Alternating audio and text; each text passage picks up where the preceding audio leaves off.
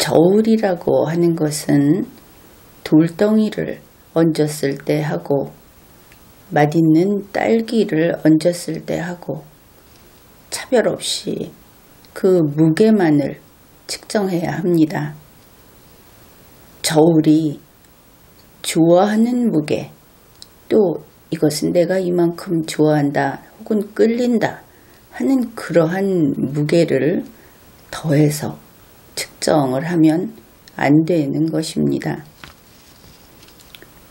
그렇지만 객관적인 태도, 논리적인 사고, 이러한 훈련을 평생 동안 계속하는 사람이 아니라고 한다면은 그런 사람에게 이 공정한 저울처럼 엄정한 그러한 판단을 기대하는 것은 좀 지나치다. 그렇게 이야기할 수 있겠죠.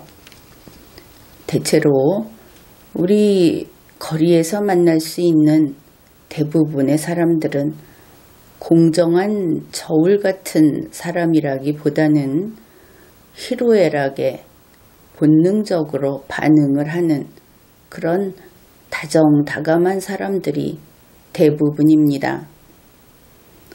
그러니 이들은 자기 자신이 저울이기보다는 저울을 이용하는, 저울을 믿는 그런 사람들이 되겠죠. 옛말에 민심이 천심이다 이런 말이 있습니다. 이것은 여러 가지 의미로 사용이 되는데 결국 이렇게 말할 수 있는 것이죠. 대부분의 국민들은 선량한 준법 국민이다. 그런 것입니다. 우리 국민 대부분은 법과 질서를 인정합니다. 그것을 뛰어넘거나 그것을 깨뜨리거나 그럴 생각이 아예 없는 그런 사람들이다 하는 겁니다. 게다가 현재의 법과 질서를 지키는 것이 옳다. 이렇게 믿는 국민이 거의 다라고 해도 아마 틀린 말은 아닐 겁니다. 그래서 그들은 설령 나쁜 정부, 나쁜 공직자들이 과도하게 의무를 부과하든지 혹은 정책을 제대로 못해서 실패해서 그래서 그것 때문에 피해를 보게 되는 경우라고 하더라도 2번 참고 3번 참고 그리고 기다리는 그런 국민이 대부분의 국민이다. 그런 것입니다. 그런데 이런 국민이 더는 못 참겠다. 그런 순간에 이르게 되었다 하면은 그건 정치 잘못한 것이죠.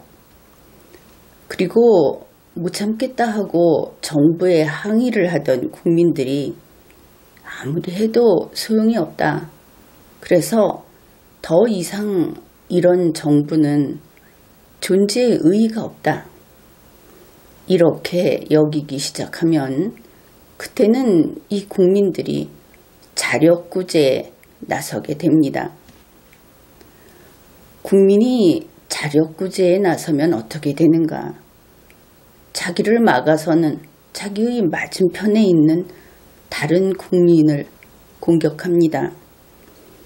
자기의 맞은편에 있는 공무원, 관청, 정부를 공격합니다. 이것은 국민이 어째서 그러는가? 그토록 선량한 국민이 왜 이렇게 되었는가? 그것은 국민이 이제는 필사적이 되었다. 그것을 보여주는 겁니다. 이런 식으로 국민이 힘을 사용하고 나 아니면 모두 적이다. 그래서 다 쳐버리겠다. 이렇게 하는 외형상 분명히 그것은 악의 존재다. 이렇게 말할 수 있는 그런 모습으로 변하게 되면 세상이 망하는 것이죠. 그런 세상은 반드시 망합니다. 우리 대한민국에는 이런 위험한 순간이 이미 왔던가 아니면 오고 있던가 그런 것을 알 수 있습니다. 문재인 씨가 보궐 대통령으로 취임을 하고 그의 임기 동안 잘못한 것은 변론으로 합시다. 그런데 임기가 지난 후에도 계속 대통령의 의자에 앉아서 청와대 정부니 혹은 문재인 민주당 정부니 이러면서 지금까지 국정을 엉망으로 만들어 왔습니다. 그리고 나니 우리 국민은 결국 파탄이 난 상태다. 그렇게 이야기할 수 있습니다. 문재인 씨의 시대라고 이름을 한번 붙여보면 이 시대에 이 땅에는 해괴한 그런 풍조가 나타났습니다. 문재인 씨의 국민들은 아귀다툼하는 것을 부끄러워하지 않습니다. 사람은 아직 희망이 있을 때에는 욕심을 부리더라도 염치를 알기 마련입니다. 다음번을 생각하는 것이죠. 그러나 희망을 잃었을 때에는 아귀다툼을 합니다. 이럴 때 욕심을 부리는 것은 인간의 모습이 아니고 동물의 본능이 그 바탕에 있다. 그렇게 이야기할 수 있습니다. 죽기 살기로 막가는 것이죠. 현재 대한민국 국민들을 보면 전부 다는 아니라고 하더라도 정말 이렇게 한치도 이제는 물러설 곳이 없다고 느끼는 그런 심리가 보입니다. 인간의 정신, 문화 국민으로서의 정신이 무너지고 있다. 그런 것입니다. 가벼운 뉴스를 보더라도 우리가 이것을 확인할 수 있습니다. 2019년 7월에 문재인 정부는 농지법을 개정을 했습니다. 그래서 간척지에 태양광 발전소를 세울 수 있도록 그렇게 개정을 한 것이죠. 혹시 농지법하고 간척지가 무슨 관계가 있을까? 이렇게 궁금할 수도 있겠습니다. 우리나라 전국의 농지 가운데 16% 그러니까 13만 5천 헥타르가 간척지라고 합니다. 그러니 문재인 정부는 이 간척지인 농지에 태양광 발전소를 세우고 싶어 하는구나. 그것을 알 수 있는 것이죠. 간척지인 농지를 보면은 땅 주인이 있겠죠. 그리고 그 땅을 빌려서 벼농사라든지 농사를 짓는 그런 사람들이 있을 겁니다. 상점에 보면은 간척지쌀 이렇게 써놓은 제품들도 있죠. 그런데 땅 주인의 입장에서는 태양광 발전소를 세우면 돈을 더 많이 벌 수 있다. 그렇게 이야기를 합니다. 물론 그들은 농사를 못 짓게 되는 태양광 발전소 세우면 농사 못 짓겠죠. 그런데 그렇게 농사를 못 짓게 된 임차인들 걱정은 하지 않습니다. 그들에게 문제는 그들이 신경 쓰는 것은 한 가지, 태양광 발전소를 세우기 위해서 염해 피해 지역이다 하는 그런 입증을 해야 하는 것입니다. 이것은 한국농어촌공사가 검사를 해서 그 확인을 해주는 것으로 되어 있습니다. 그런데 농어촌공사의 검사 이것은 그렇게 까다롭지는 않은 것 같이도 보입니다. 2019년 12월 1일 현재 전라남도 신안군에는 간척지 60헥타르의 태양광 발전소 건립 사업이 이미 접수가 되었다고 합니다. 그것을 보면 그렇게 생각할 수 있죠. 그런데 이 신안군의 간척지를 보더라도 그것이 1980년대에 조성이 되었습니다. 참 오래됐지 않습니까? 게다가 15년 동안 거기에서 농사를 지어온 사람이 이런 이야기를 하는 겁니다. 진짜로 여기가 염해 피해 지역이라고 한다면 농작물이 못 자란다. 그렇겠죠. 15년간 벼농사를 하지 못했겠죠.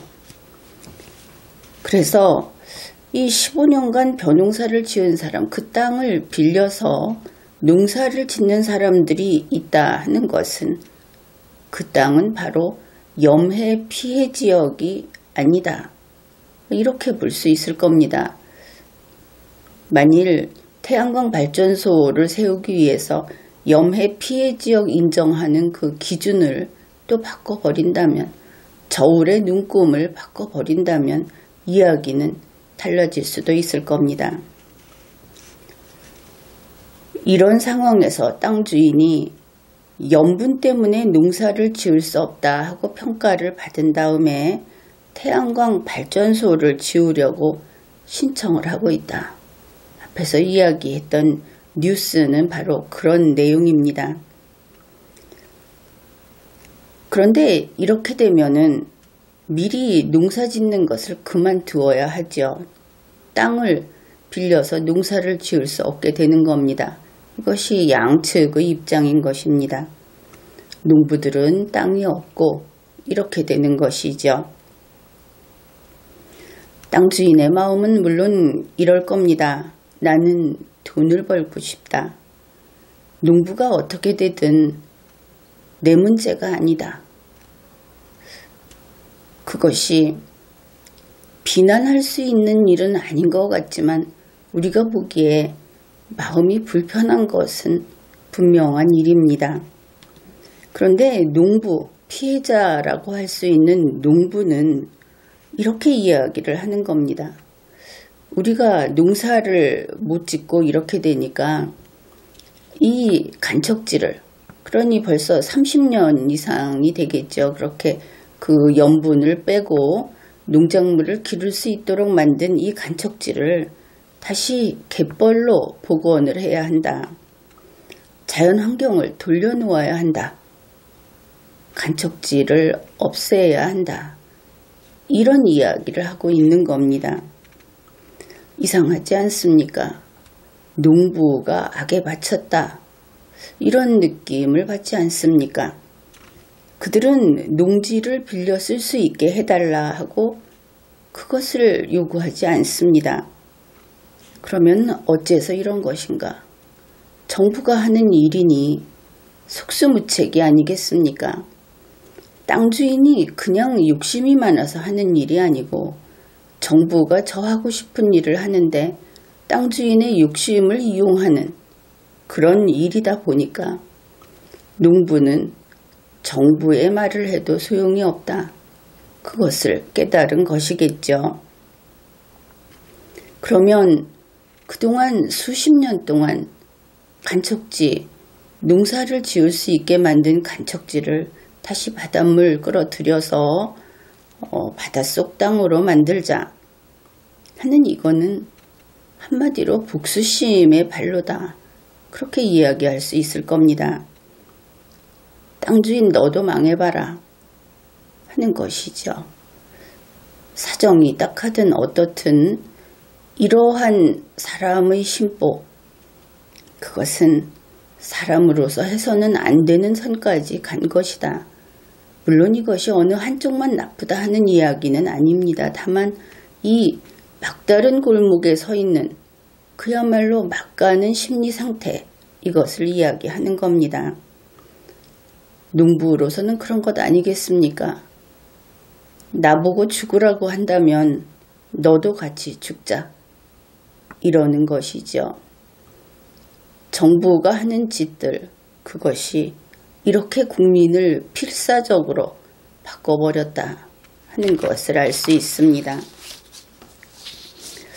벌써 오래전부터 우리나라에 지금 아노미 현상이 나타나고 있다. 인간성 회복을 해야 한다. 이렇게 살아서는 안 된다. 이런 이야기를 했었는데 근래 그런 일들이 걱정스러운 징후들이 연이어 나타나고 있습니다. 또 다른 뉴스를 소개하겠습니다. 그렇게 긴 내용은 아닙니다. 나라사랑 카드라는 것이 있습니다. 병무청에서 병무청 신체 검사장에서 발급을 하는 체크카드인데 징병 대상자들 대부분이 이것을 신청해서 받는 그런 카드라고 합니다. 나라사랑 카드에는 화환 서비스 같은 무료 혜택이 있는데 이 서비스를 받으려면 이제 일정한 개인정보를 제공을 해야 하는 것으로 되어 있습니다. 그런데 이런 특정 목적을 위해서 받은 개인정보를 A 상조회사라는 곳에서 자기들의 텔레마케팅에 이용을 한 겁니다. 정보를 빼내서 쓴 것이다. 그렇게 보아야 하겠죠. 이 A 상조회사의 대표는 퇴직한 육군 대령이라고 합니다. 같은 군 계통의 인물이라고 하겠죠. 이 피해자가 21살짜리 B씨라고 합니다. 그가 이제 처음 군 입대를 하고 이 카드를 신청을 하면서 이 서비스까지 신청을 한 것이죠. 그 서비스 이름은 KB 국방 플러스 만원의 행복 이런 이름으로 이제 그 상품명이 그렇게 되어 있고 거기에 가입을 했다고 합니다. 그래서 나중에 알고 보니까 자기가 가입한 것은 꽃배달 서비스라든지 경조사 그럴 때 어떤 혜택을 받으려고 하면서 이거 하나 더 하면은 좋겠지 하고 한 것으로 보입니다. 그런데 실제로 가입한 것은 바로 그 A 상조회사의 상품, 자그마치 계약기간이 33년짜리 그런 상조 상품을 구입을 한 게, 거기에 가입을 한 게 되어버렸습니다. 뉴스에 따르면 그 2달 동안에 약 1,400명이 가입을 했고, 그리고 12월 1일 현재 300여 명이 여전히 가입자로 되어 있다. 그렇게 보도가 되어 있습니다. 21살짜리한테 상조회사의 상조 서비스 거기에 가입을 하게 했다. 여러분은 이 상조라는 것이 무엇인지 알고 있죠? 바로 이것이 좀 갑자기 붕 뜬다고 생각할지 모르겠는데 좀 더 높은 곳에서 한눈에 내려다보게 되면 이런 일들 하나하나가 국가체제가 무너진 현장을 보여주는 것이다. 그렇게 이야기할 수가 있습니다. 이것 또한 최소한의 선이 무너진 것이죠. 21살짜리에게 상조보험을 팔다니 군대 가서 죽으라는 의미인지 겨우 자잘한 혜택 좀 받고 33년 동안 보험금을 내라는 그것이 어디 이치에 닿는 이야기입니까? 더구나 군 퇴역 대령이 개인정보를 빼내서 군인들에게 다시 영업을 뛰는 것은 염치 없는 짓이지요. 이것을 버젓이 범행을 알리고 할 정도로 도덕감이 무너진 상태다. 그런 겁니다. 우리가 사는, 우리 한국인이 사는 그냥 인간 세상보다도 이 나라, 이 땅에서 기본은 지키고 살아왔습니다. 상식 그리고 최소한의 체면은 지키고 살아왔습니다. 한국에서는 조폭도 거지의 돈은 뺏지 않는다. 그랬는데 이제 갓 성년자가 된 사람에게 죽음을 준비하는 보험을 들라고 하는 것은 그 중간에 혜택이 얼마나 있는지 하는 것은 논할 문제도 아니고 이것은 정신적인 선을 넘은 것이다. 그렇게 보아야 하겠습니다. 어쩌다 이 나라가 인간의 기본적인 선마저 무너진 그런 국가로 되었는지 개탄스러운 일입니다. 그래서 이 시점에 그래도 이 나라를 바로 잡는 것은 국민밖에 없다. 그런 생각을 하면서 여러분에게 당부하겠습니다. 여러분은 여러분 자신이 지극히 존엄하고 고귀한 존재라는 점을 새롭게 인식하기 바랍니다. 자기 자신을 가볍게 여기지 말라. 그런 뜻입니다. 그리고 바로 지금과 같은 때에도 이 땅에는 여전히 희망이 존재한다. 그것을 믿어주기 바랍니다. 비록 당장은 의견이 달라서 대립하는 저쪽에 있는 저 사람도 유일한 조국 대한민국 안에서 공존해야 할 운명 공동체다. 그것도 잊지 말기로 합시다. 그리고 리걸마인드와 논리력 그리고 두뇌 능력을 향상시키고 한 가지 더 강조하자면 분노하지 말기로 합시다. 지금까지 리걸마인드 연구소였습니다.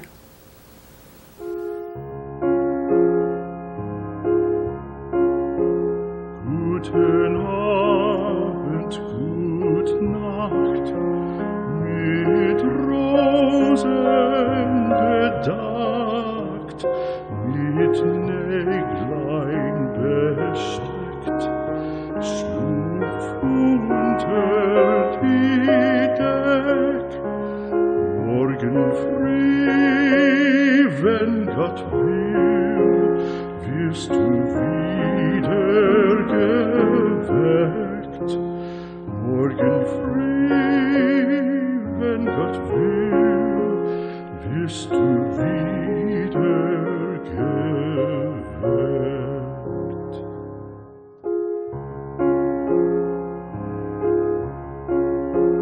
Guten Abend, gute Nacht, von Englein bewacht, die zeigen im Traum dir Christkindleins Baum. Schlaf nun selig und süß, schau im Traums Paradies. Schlaf nun selig